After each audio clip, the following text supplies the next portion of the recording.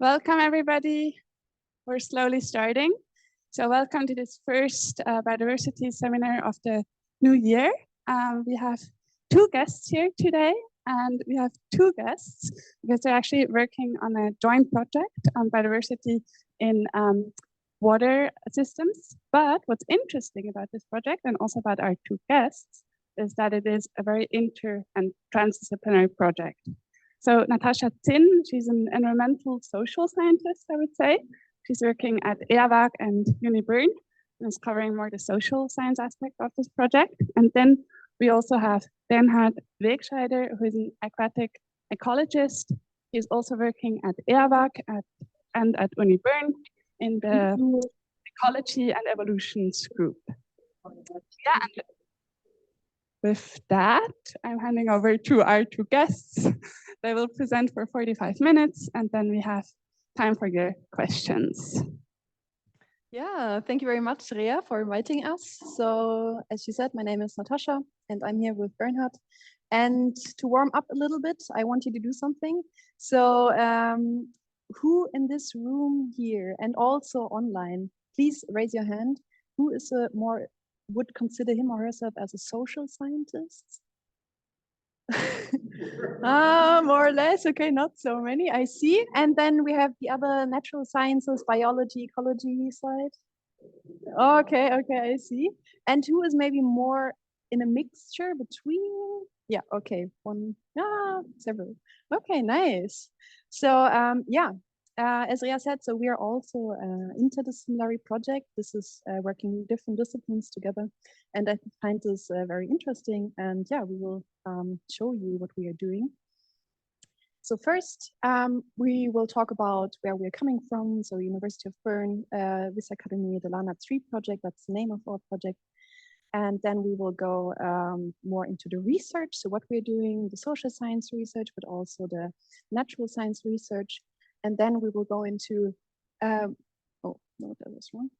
into the collaboration with practice, because that's also what we are doing in our project, in the interdisciplinary approach in our project.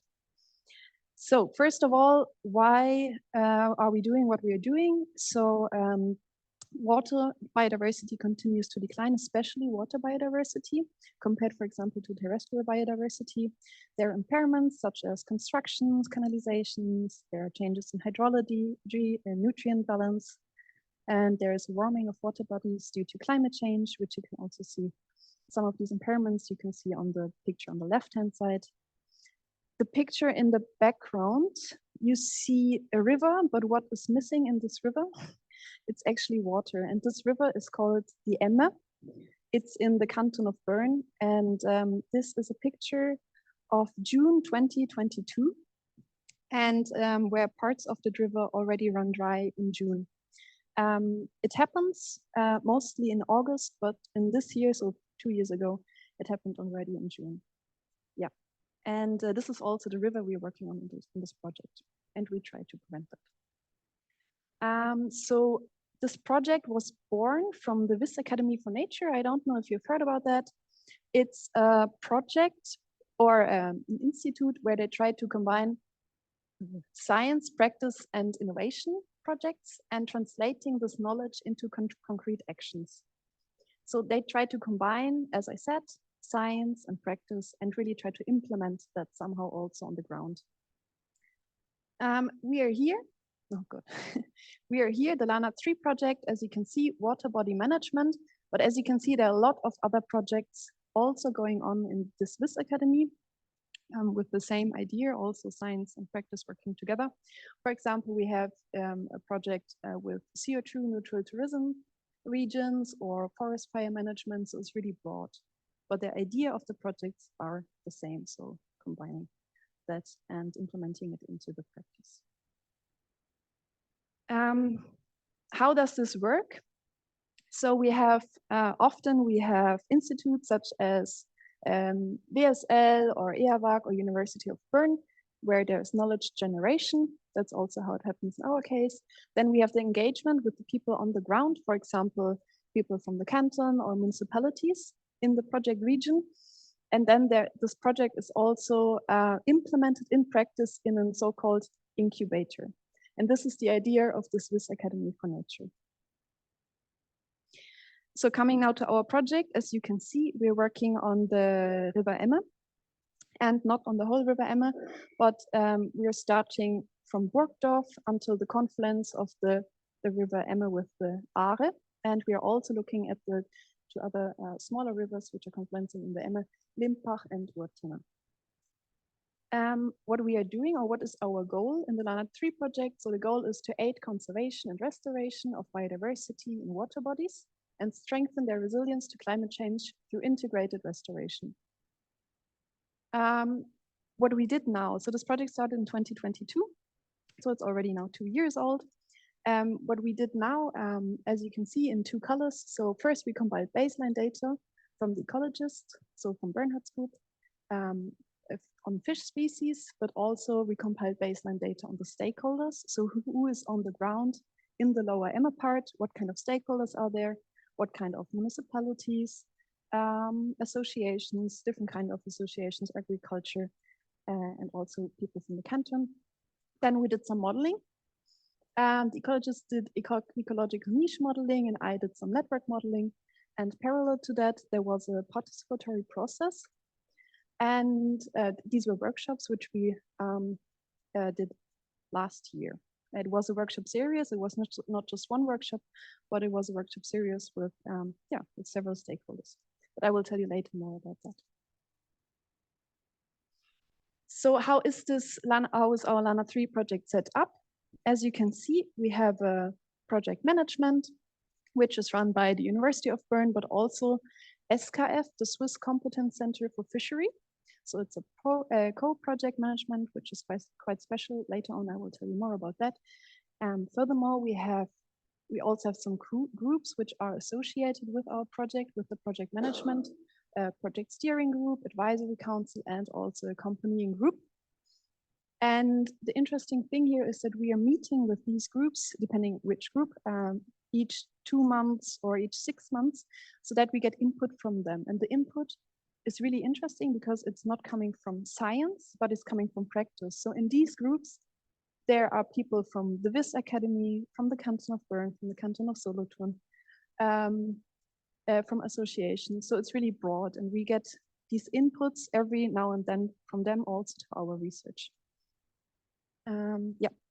Then also when it comes to project organization, as you can see, we also have the research here, environmental research, environmental social research. We have this participation process, what I was talking about as the workshop. We also, in the first 2 years, we had the test region, which is the lower Emme part, which you can see here. And now we're in the phase of transferring this test region into a pilot region, because our project is running until 2027. So we have still some time to work what we learned now in the test region, to work with that into the pilot region. And what we are also doing, or what we hope to do, is try to do implementation, for example, with the canton. This is what we're doing there. So coming now to my environmental social research. So what we say in our group at Eawag and in Bern is that we say that there is a connection between the socioeconomic system and the ecosystems. For example, if you look at the management part, you see that there are stakeholders there, right, for managing the ecosystems, which have an influence on biodiversity and the condition of the ecosystems. Depending on their knowledge, depending on their information exchange, this management can change. And this is the baseline where we're coming from in our research. So how do we get this knowledge? How do we compile this knowledge? So what we did is we did a survey in the lower Emme region with all the stakeholders who are involved into water management. That means that we, in the survey, there were more than 100 stakeholders involved, coming from the municipalities, from the rivers, from intermunicipality organizations such as land cooperatives, regional conferences, but also water supply organizations. There were cantonal departments, both from the canton Solothurn and Bern, because our region is in both cantons. Then there were national departments, private organizations, and associations, from different topical areas such as fishery, agriculture, nature, and/or bird conservation. And what we did, we asked them, so what is their goal on water management? How do they perceive different kinds of aspects, for example, biodiversity or climate change? Then we also asked them what is their activity in the water management? Where is their activity? So we knew precisely where they're working in the Emma region, the lower Emma region. And with this data, so I'm coming from a network perspective, with this data, we are setting on a social network. So all of these stakeholders, we ask them, do you have information exchange? And with that, we set up a network. So what is a social network? A social network is a representation of the real world, which you can model and analyze the communities of the stakeholders. In this case, in the lower Emma region. You need to have defined system boundaries, and with that, you also define your stakeholders, also with the topic you're setting. And as I said, in this case, it's the interaction of management of water resources in the system. Why do we do that? Because we want to identify deficits of the network. For example, are there structural holes between stakeholders? Are there fragmentations in the river network? Because the river is connected, but are also the management parts of the river connected. So for example, how does a social network look like? As you can see on the right-hand side, we have nodes. In our case, these were organized actors, so not single stakeholders, but organized actors, for example, from the canton, from nature conservation associations or municipalities, as I showed you on the slide before. And the links created via these, from these nodes are through information exchange, but we also ask for reputational power. So that means if I say I have information exchange with you and you say you have information exchange with me, then a link is created. That's how this network is set up. So why is a social network important, you may ask? So I have this nice map from the canton of Bern. As you can see, you have all the rivers from the canton of Bern in this map, but it stops at the canton border. But the thing is, the river does not stop at the canton border. So you get some problems if you stay into these administrative boundaries. And this is what we try to look at in our networks, are these structural fragmentations between different levels, for example, on the cantonal level, on the municipality level, and this is where we're looking at. Because we say if there is a connection on the ecosystem level, for example, the river, then there should also be a connection in the social management sphere. So how does that look like in the lower Emma region? This is, for example, one network in the lower Emma region. You can see that there are a lot of connections, a lot of stakeholders. But what you can also see just from looking at it, you can see that there are some stakeholders in the middle which have bigger nodes than others, which are more away from the center. So for example, if you look at the stakeholders in light blue, they're all cantonal actors. So either from Bern or from Canton Solothurn. And for example, here, if you look on the right-hand side, we see that these ones in rosé, they're more, they're smaller, they're more away from the center, and these are all municipalities. So what can we say here? That, for example, if knowledge was generated here or there, it might not come through all the actors which are further away from the center. So this is a problem, because if I know something of the river, but it's not coming to the, for example, to the municipalities who are working day by day with the river, then we have a problem there, and this is what we are looking at. Good. So what I already told you is we're looking which stakeholders are more centralized. We're looking at in the network, where do we have more dense and less dense regions. We're looking at fragmentations, which could give a hint for a lack of cooperation. And what we also can do is, if you look here on E, ties between actors with different attributes, is because of the survey, we can give these stakeholders different attributes. For example, what we have is we have knowledge on climate change and biodiversity. So for example, we know if some groups of actors which say, climate change is not such a big issue, and then we have other stakeholders which are, yes, it is a big issue. And then we can see where are they situated in the network. And the good thing is with our project, what we're doing here, because it's also in practice, that we can really go now to the stakeholders, for example, via workshops or just meetings with them, and really talk to them and understand where they're coming from. Are they really seeing it like that?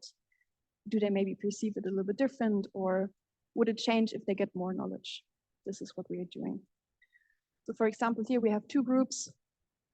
As you can see, one say climate change is a present issue, the others say, no, it's not a present issue. And then we can really go into the network and have a look and understand who is that, maybe also have interviews with them and understand why is that, and what we can change also within our project. Yeah, I think that was my part. Okay. Thanks, Natascha. So I'm now going to talk a little bit about the natural science part of this project, and in the next 15 minutes or so, I will focus on three major objectives that we have. One is mapping present day and also undescribed fish diversity in Switzerland. The second one is identifying environmental constraints that drive the distribution of this species. And in the third part, I give a little bit of an outlook on how we are going to identify areas for conservation under climate change using optimization algorithms. And we work in a group of Ole Seehausen at, let's see that. The pointer maybe not, is not working. Oh yeah, here we go. So we work in the group of Ole Seehausen. We are a team of 4 postdocs. There's Barbara Caligari, Connor Waldock, Dario Yossi, and myself. And we are using a variety of approaches in this project.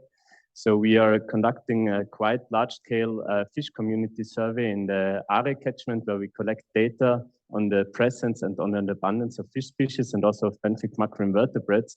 And we use this data, for example, to, on the one side, to describe new species. Here you can see a picture of a stone loach, where Barbara Caligari is currently looking into describing new fish species in Switzerland. On the other side, we are also using this presence and abundance data to develop so-called species distribution models that sort of create the basis of informing conservation planning in Switzerland.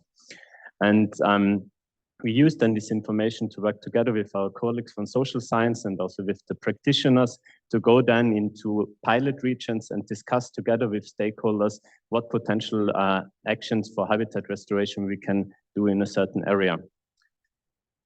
So before we go into more details in these pilot regions, I want to give you a little bit of an overview of how these species distribution models work. You typically have 2 sets of input data. You have your species occurrence records, and you have spatial data of environmental variables such as temperature or runoff, for example. Then you build a statistical relationship between these 2 input parameters. So on the one side, create so-called habitat suitability maps that show you where the biodiversity and where the different species reside within Swiss river networks. At the same time, you can also build response curves that tell you how species react to certain environmental gradients or conservation actions. And this environmental data can be also used to map the spatial distribution of stressors within Switzerland, for example. One sort of novel contribution to species distribution models that we included in this framework is the use of explainable AI metrics. They are called Shapley values. And what these Shapley values provide you is sort of for a local site, you can sort of rank the relative importance of environment covariates in affecting habitat suitabilities. And I will talk a little bit more about that in the next slides. So what you can see here is a traditional habitat suitability map for one fish species, for Albonides bipunctatus, the Schneider in German. Dark red areas are highly suitable areas, and yellow colors are less suitable. What we can do then is, first of all, create for the entire river network a global ranking on what the most important variables are for determining the occurrence of Albonides bipunctatus. In this case, this would be discharge followed by connectivity and temperature. And in a second step, we can then look in more detail for each of these covariates at what ranges of a certain environmental parameter this parameter affects habitat suitability, either positively or negatively. So if we look at temperature, for example, we can see that temperatures from a range from -5 to +5 degrees would affect habitat suitability negatively for the species. And once we exceed the threshold of 5 degrees, you start to have a positive effect on habitat suitability for the species. And the same concept works for the other parameters as well, but I won't go through each of them. What we are then doing in the next step is then mapping these response functions onto the river network to also identify areas where certain environmental covariates either positively or negatively affect the distribution of the species. So here, for connectivity, for example, you can see the blue areas where connectivity actually attributes positively to habitat suitability, and red areas are where we have a higher degree of habitat fragmentation, and thus habitat suitability is being affected negatively. So you can sort of map the distribution of threats to different specific species with this approach. By determining the positive and negative effects of environmental variables and threats, we defined in a new paper that was led by Conor Waldock two new terms of species distribution models. So here you can see a classical habitat suitability map, and by removing the negative effects of stressors, you can calculate the so-called expected suitability. So this would be the distribution of the species if all environmental threats, human-mediated threats, would be removed or restored. And as a second metric, we have the so-called shadow distribution that explicitly shows where multiple threats have a negative effect on habitat suitability. So this can be useful for decision makers and planners for habitat restorations to see in what areas can I go to mitigate certain stressors. And we used one of these metrics, namely the expected distribution, as a metric to inform connectivity restoration planning. Here you can see a map of the Emme catchment that Natascha was mentioning before. You see the expected distribution, so the distribution if threats would be removed for Albionides bipunctatus and for the grayling for Tumulus tumulus. And we can see here already that if all threats would be removed, this fish species, the grayling, would occur all the way up to the headwater regions, and Albionides bipunctatus would not go that far up. What we see here in the bottom panels are the relative importances of the different environmental covariates. And we see here that for both species, the annual maximum discharge is an important factor, but for grayling, for example, structural connectivity is more important than for Albionides bipunctatus. And if we then take into account the effect of barriers, we can on the one side, so you can see here all the barriers that are present in the Emme region. So this is a really highly fragmented system. Both species are in fact currently not passing by this area, let's say, like here is an impassable barrier, and both species only occur downstream and in one of the tributaries. And you can map here what each individual barrier, how many species would be affected by these individual barriers. And in the next step, we have included now this information in a connectivity model to simulate the effect of barrier removals on catchment connectivity of individual species. So we have here two examples. One connectivity model that simulates barrier removals. If you would take a classical approach, a species agnostic approach, and simulate if you remove one of these barriers, how much river habitat in terms of length is being reconnected. And in this case, we have a simulation that not only takes into account how much length is being reconnected, but also how much quality this length has, more or less. Is fish habitat for this species reconnected, or is it the habitat that is actually not being used by this species? And based on that, you can rank the importance of barriers using these two different weighting approaches. And what we see here for the species-specific model, that the barrier importance is shifted more downstream into the upper part of the Emme. And for the species-agnostic approach, we also have some barriers that are actually in locations where Albionides bipunctatus, for example, would not be present. So this is one potential application of these metrics. One important thing that we are focusing on now in the second phase of this project, so for the next 4 years, is using a systematic conservation planning framework, a modeling framework, to identify biologically important areas for habitat restoration. And these models typically use 3 sets of inputs. So you have so-called conservation features. So this includes, for example, our species distribution models. You have hydrological management units that can be also attributed to a cost factor to sort of include environmental constraints for habitat restoration planning. And you can also include locked-in constraints. So for example, if we know that certain areas in Switzerland are already planned to being restored, then we can say, okay, for our final solution, we want to have these areas included. And then we are combining these 3 components to define specific targets. For example, we could follow the 30 by 30 strategy and say that we want to have a final solution where we cover at least 30% of each of the species ranges for a minimum cost. And then you come up basically with different solutions that would show you which areas would be important to restore based on the distribution of fish biodiversity.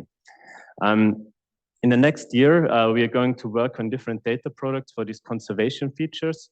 So we, on the one side, focus on biological features, on the other side, also on abiotic features. So the biological features constitute the habitat suitability maps that I have shown you already, but also habitat suitabilities that include climate change, so changes in temperature or discharge regime, and also the effect of the different stressors that I've shown you. This will be included as well. For abiotic features, we basically want to take into account the effect of important changes in temperature, in the temperature regime or in the discharge regime. For example, the occurrence of heat waves or of drying events. And by developing these different conservation features, you can then develop and compare different scenarios where you, for example, say, okay, we want to optimize in one scenario only the locations for our abiotic features. In another scenario, we focus more on the distribution of biodiversity. And in other scenarios, we mix these conservation features to sort of have a portfolio of different solutions where we can allocate resources for habitat restoration. And with this, I hand back to Natascha's part again. Thank you very much, Bernhard. So far, so good. So now comes the part why actually Rea asked us to be here. And so because now we want to talk about the coordination with practice and our interdisciplinary approach. Because this was also what we are doing while we are also doing our disciplinary work, what we just showed you. So first, I would like to come back to the organization of our project, the LANA 3 project. So as I said, already the co-project leading or the project leading is already is a cooperation between the University of Bern and the Swiss Competence Center for Fishery and the University of Bern. So where we are coming from, this is where the research happens. But the Swiss Competence Center for Fishery, this is where actually they have the access to the stakeholders because they have several projects where they're already working with stakeholders in the area of the canton of Bern. They know people from previous projects, or maybe because they have no projects or because they worked there before that. So this was very good that we were able to do this co-project leading in our project in our LANA 3 project. Collaboration with practice. So when we started the project in 2022, already in January 2022, we started with key stakeholder conservation together with the Swiss Competence Center for Fishery. What are key stakeholder conservations? They are talks with different cantonal departments, but also local associations, where we went, for example, into the Lower Emmer region and we met with them in restaurants or in such big groups as we have here. So around 5 to 10 people, maybe only 1 or 2 people when we went to cantonal departments. And we just talked with them. We introduced the LANA 3 project. So what we are doing, why we're here, why we want to talk with them. But also we wanted to understand the scope of their work. What are they doing? What are the different departments doing? What are the different associations doing? What are their projects right now? So it was really that we also wanted to understand them. We also wanted to understand their issues and their worries in their day-to-day work. Right now, what is maybe not going well, what is going well in general, but also regarding the LANA 3 project, because we just went in there and wanted to change something. But what I think is very important that we wanted we included them right from the beginning, from the first month of our project. And I think the most important part of these stakeholder conversations, the key stakeholder conversations, is the trust building part, because we went there in person, we talked with them, so then they knew us, we knew them. So yeah, I think this was a very big step in our project right from the beginning. Then when it comes to collaboration with practice, you can do it in two ways, which you can see here in the two-layer model. So either you can have a more broader perspective. You can go to non-experts, for example, the public, municipalities, associations, for example, fishery associations, conservation associations, bird associations. But you can also talk to experts. So these are people with specific training in engineering or ecology. They are often sitting in cantonal departments, in different departments actually when it comes also to water management. And what we did in our project, we were collaborating with both layers, or with both experts and non-experts. So with experts, you can tell, or you can say it's the top-down approach, because as I said, there are people from the national and the cantonal level. They are also included in the strategic conservation planning, which Bernhard just was talking about, which is also very important now for the prioritization of the pilot regions. So for the next step in our project. But what we also did was the bottom-up approach. So collaboration with people which are non-experts. They are more from the local areas, from the municipalities, from the local associations, and they were part of our workshops. That's how we got them into our project. The workshops, they were partly so awareness building, developing sensitivities, because there were also some presentations in these workshops. But in these workshops, we also did some co-designing and also implementation of conservation actions. The implementation part did not start it yet, but we did co-design some measures together with them in the workshops. So now, as I spoke about the workshops, how did that look like? What was the theory behind it? It's the so-called future conference method. And we had 4 different workshops, and in those 4 different workshops, we tried then in the end to have answered all of these questions. So the first question is from the past. So what is the baseline? What did happen already in some of the projects from the local associations, from the municipalities, but also some people actually from the canton were in these workshops. Then we are coming to the present. What are the future developments in your area regarding water management?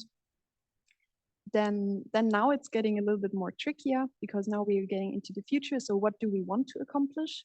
And we is really each person individually, but in the workshops, we also had smaller groups where the people from different areas could talk to each other and try to come up with what do we want to accomplish. And in the last workshop, we were talking about consent. So what do we agree on? So we had people from agriculture, we had people from engineering, we had people from bird conservation. So they're coming really from different directions. And it was really interesting to see that that we were able to agree on some measures. So it was really nice to see, because that was already the 4th workshop. They knew each other. They were working together beforehand, with each other. So yeah, we did some consensus building there.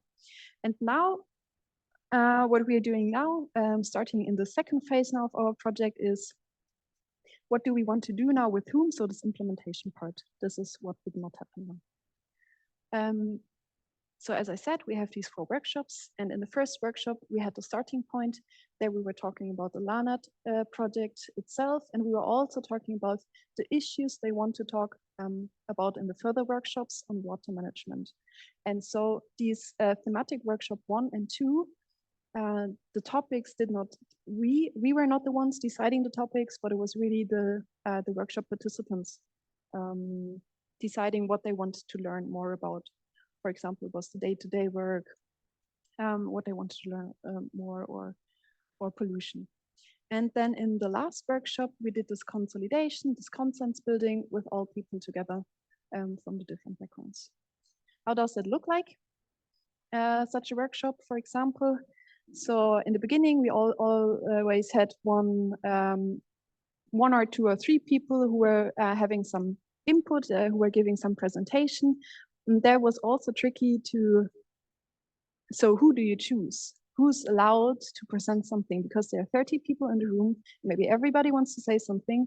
And it's a kind of political question, who do you allow to talk about the project? Or to give this input. Then we also had some nice features where the people can just go and can really see, so what is in the river, what is happening there, so that get more tangible. Here you can see some people discussing in a smaller group with each other, always happy, as you can see. And then what we also had in these 4 workshops were we always had either lunch or dinner or apéro, so where really informally the people could get together. This is also the trust building part, I would say, which was very interesting to see that they were all getting together and talking also about work, but not about work. And yeah, it was really nice to see that there really was some trust building too. So. Okay, now towards the end, back to systematic conservation planning and how this links to practice. So you can see here on the top slides, we sort of indicated in what realm we are working, either in this bigger circle or in the smaller circle that indicates the different target groups of stakeholders. And for the systematic conservation planning work, we wanted to include and get information from a group of expert stakeholders. So this is something that we are still going to do. This is sort of an outlook for the next year or so. And for this group, we sort of invited decision makers from BAFU, from Canton of Bern, but also scientists from Eawag, to give inputs into different important steps that we have to do in the conservation planning framework. So one event that we will organizing in the next month is sitting together with decision makers to define together fundamental objectives for this conservation plan. This might sound a little bit trivial, but it is really an important step to sort of qualitatively define objectives, qualitative objectives of the values of decision makers, such as maximizing biodiversity while minimizing costs. But these steps sort of shape the rest of the process. We also will discuss with them the effect of including socioeconomic data into the prioritizations. We will talk about these different conservation features that I've introduced in a slide before. And one important aspect is also discussing with them different scenarios and trade-offs that we're going to explore. One potential framework that we might address, we haven't decided on it yet, would be using, for example, the Nature Futures framework, where you look at 3 axes of values. One would be nature for nature, where you simulate prioritizations and optimizations on focusing on mainly on biodiversity. Then there is a nature for culture scenario, where you also include culturally important areas, and the nature for people scenario, where I also include ecosystem services, for example. And then you can discuss the trade-offs between these options in ultimately selecting then the different pilot regions for the area. Now, towards the end of the presentation, I want to briefly just highlight the importance of the interdisciplinary aspect of this project. In the case of the LANAT 3 project, we had these 3 major groups: the SKF for the stakeholder engagement, then the IPW for the social science aspect, and the IE for the natural science component of this project.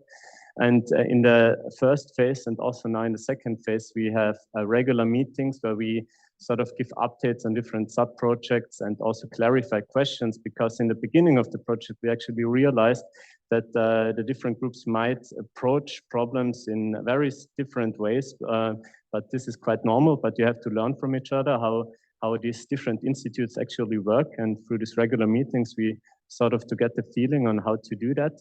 And yeah, and now in the second phase of the project, it's all about knotting this work together.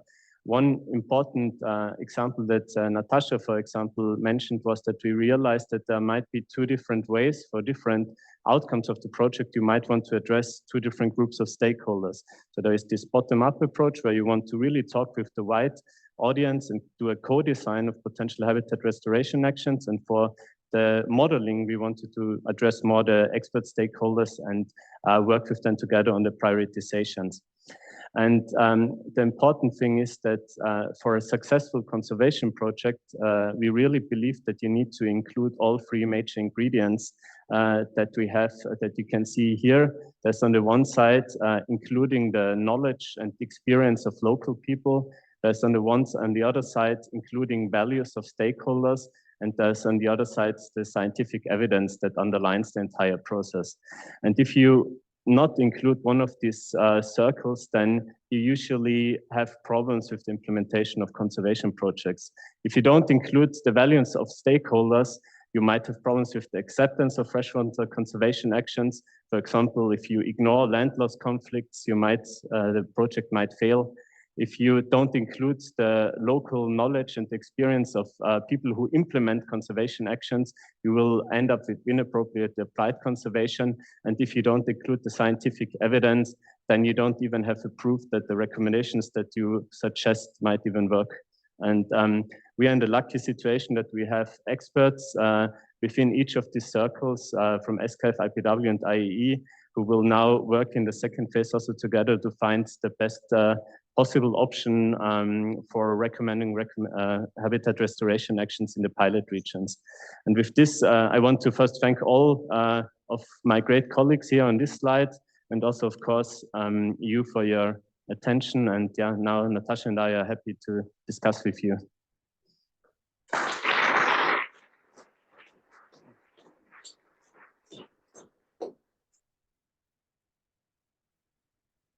Thank you very much to Natascha and Bernhard for this very interesting presentation about this fascinating project.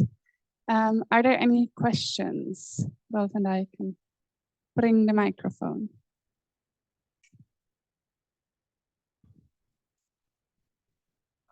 Thanks very much for the presentation. I guess this will be a bit more directed to you, Natascha.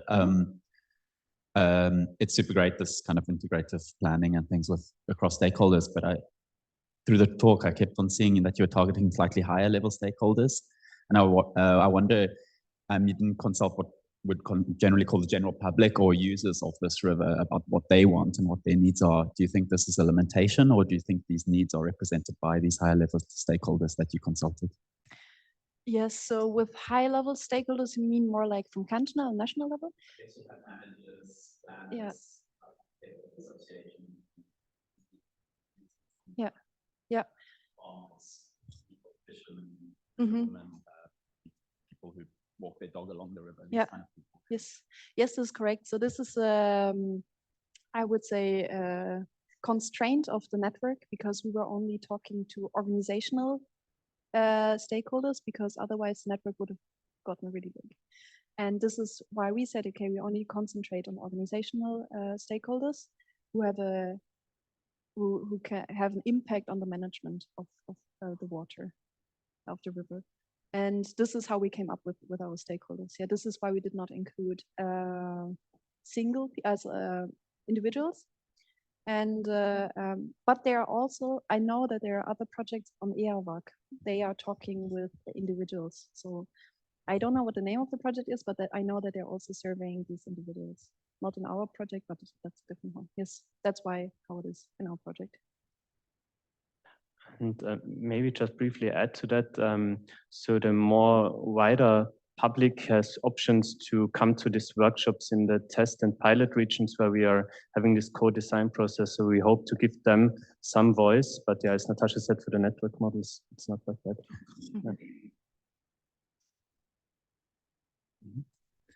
Yeah. Great talk. Thanks a lot for this insight. I may have missed it. I was wondering during your talk how you engage with the private sector, particularly the electricity companies, and about this discharge problems that is now happening for a couple of decades. How can you talk to them, and how can you, or could you convince them to change their priorities? So In the lower Emma part, I think there is no electricity company, if I remember correctly. There's hydropower use. They're more on the upper part, I think, of the Emma, and this is why it's just not in our project area. But yeah, that's a big issue. So if we go further beyond this part of what we are looking at in the Emma, if you go further, then that will be an issue. And yeah, we try to incorporate them also in our process. So we would treat them, I would say, the same as the other stakeholders. So that they are part of the project, and not that we convince them somehow, but that they convince themselves. So in the EMA, there is actually hydropower use, so they are quite a relevant stakeholder there. But I guess the challenge is to, yeah, it's not easy. I have to say that. So we try to bring in this. I guess Adrian would be the best person to explain that from SKF, because he's leading this stakeholder management. But we are trying to bring as many stakeholders on board in these discussions and have then an open platform where they can also address their opinions. And I mean, I don't really have the best option how to change someone's opinion about certain things, but at least providing some models that give you some idea on what the best outcomes would be for biodiversity, gives you some sort of a basis that you can talk with them and might get some acceptance to a certain level. But changing someone's opinion is something that, yeah, might be quite tricky and not easy at all. But yeah, it's something that we hope to make some progress on in the pilot regions by bringing, by first modeling what stressors actually affect the biodiversity in this area. If it's, for example, changes in discharge, it will be very important to bring stakeholders from the hydropower companies into a common arena, let's say, to discuss issues together. But yeah, I don't have a perfect answer to that. It's not so easy. For the residual water flow, you would directly talk to the companies, or rather act at the political level to oblige them to change it? Good question. Very good question. I mean, this is not my direct fields, I have to say, to how to really change the policy in that. We are more or less providing the data and showing off what the issues are. And how you better bring change into policy, I think, is something that Manuel and Karin are more working on, I would say. Yeah. So there we are very happy to have the social scientists on board. But yeah, I don't know, do you want to add something there? Maybe two things. Yeah. So the issue with the workshop is that it's voluntarily. So only the people who want to come, they're coming. So this is also a bias which we have in our workshops. That's an issue, yeah, you're right. And it's difficult to change this issue because, yeah, you have to go there voluntarily. It's your time that you're investing in there. You don't get any money for it. So it's really voluntary. So often only the people who are interested in biodiversity, for example, they're coming. That's a problem which we have. That's a general problem of for example, workshop or participatory approaches. And yeah, changing policy, I think that's another sphere. So this is not what we are doing, because this is also very difficult, I would say. You cannot really in a straight line change something like this. That's politics and parties, and this is not our project right now. I have a question. Thanks for the presentation. One technical question is related to the social network. I was wondering how these links, what is the meaning is? Like, do they are always like a mutualistic links, or do they also contain some antagonists? I mean, I could imagine that there's some conflicts of interest. Do you also put like a line in this case? How do you consider this? And the thickness of these links. I mean, I could imagine that some links might be more intensive, or others, okay, there are, but it's just like a line. So do you also consider the intensity of these interactions when you analyze this? Yeah, thank you for the. Yes, and maybe the second question just is maybe it's related to the other questions. I mean, participating to this workshops is quite intensive. I mean, I guess these people have other also things to do. Maybe the first time they are curious do you have also like a feedback at the end, whether they would also participate next time? What could be the rewarding for them to participate? Do you get the results not straight away, but within a time that they say, okay, it's worth to participate? So just to have like a bit an idea. Okay, thank you very much for the questions. We'll try to answer them all. So the survey, how the survey was set up, it's an online survey, and we had more than 100 stakeholders where you had to scroll through and say if do I exchange information with this stakeholder or not? So they could only click if they do information exchange. This is how it's happening. And we did not weight anything, so we don't have a thickness, for example, in the links. That's not what we did. And we also did not antagonistic relationships. We were thinking actually about both of these things, also including in our survey, but just that already the list of the stakeholders was already very long. We said, no, we just keep it simple and only say if you have an exchange of information and there is a link. And if both of them say the same thing about each other, then there is a link. Okay.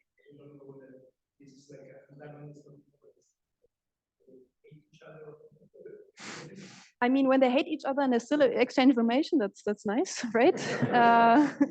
But no, we don't know that. Someone is interested in fish, and someone is interested to use this water for power. Sorry. Thanks. Yeah. I mean, if someone is interested for fishing, or one is like interested to use the water for hydropower, I mean, there is conflict of interest. Now they might still say, okay, I'm interacting, but okay, what type of interactions? That, yes, this answer we have because we have other questions, and not only the links were in the surveys, but also what are my goals, for example. If they have goals which are not working together, then we could have this antagonistic relationship. Yes, we have this information. Yeah, but it's what was not in the same questions as who do you exchange information with. And the second question. Yeah. It's more about the feedback. Whether in the length maybe turn you will lose people because they don't see really a feedback, a benefit of the project meeting each other. Yeah. That could be. That could be. So, and the second question was, do we have stakeholder fatigue, right, in the workshops or something like this? That the stakeholders who were there in the first workshop also continue to be there, or what was the question? Yes. So actually, I think there was a quite nice number. So in general, we asked around 100 stakeholders, and 30 of them came to the workshop. So there was around all of the workshops, so 1, 2, 3, 4. So the number was not declining. So that was really nice. And what the other colleagues of us, what they did from the SKFs, the Swiss Competence Center for Fisheries, they were also doing surveys or questions after each workshop, during the workshops as well. And we were working with, what is the name again, where you can scan a code? Mentimeter. Mentimeter, yeah. So we could already, during the workshop, we could have some feedback. How did you like the question? Did you understand the presentation, for example, something like this? So we get some feedback regarding this.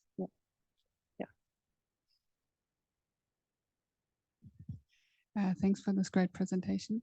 I've been wondering in the species distribution models and the fish species, when you included potential future developments and threats, did renewable energy development play a role, and if what role did it play? That's a good point. So for the current models, we have only included the current situation. So the future distribution models, including climate change and maybe also including changes in renewable energies, we haven't done yet, and we are currently in the phase to actually decide which policy options we can include. But we haven't done this step yet. But it's going to be one important aspect that we have to look at. But I cannot really give you now any details on that because we haven't done it yet. Yeah. Thanks. Yeah, I'm in one of these collaborations. It's called Engage, Public Dialogue, the BSL and the Eawag are in there as well. And we're working on that. It would be very interesting if, Cool. if you want to collaborate. Yeah, that would be great. Sometime. Yeah. Great. Thanks. Any last questions? If not, last quick one.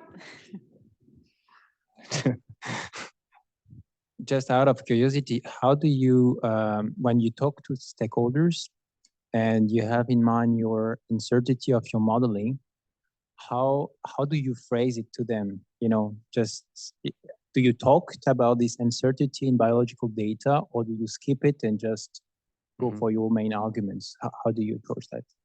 So one important aspect that we always mentioned in the beginning of the workshop were the limitations that come with that model, that it's not should be seen as a magic solution that can represent everything, but there are certain really important variables that we could not even include in these models. For example, if you think about point source pollution, for example, you cannot simulate that across the entire geographic area of Switzerland, and therefore they are not directly included in these models.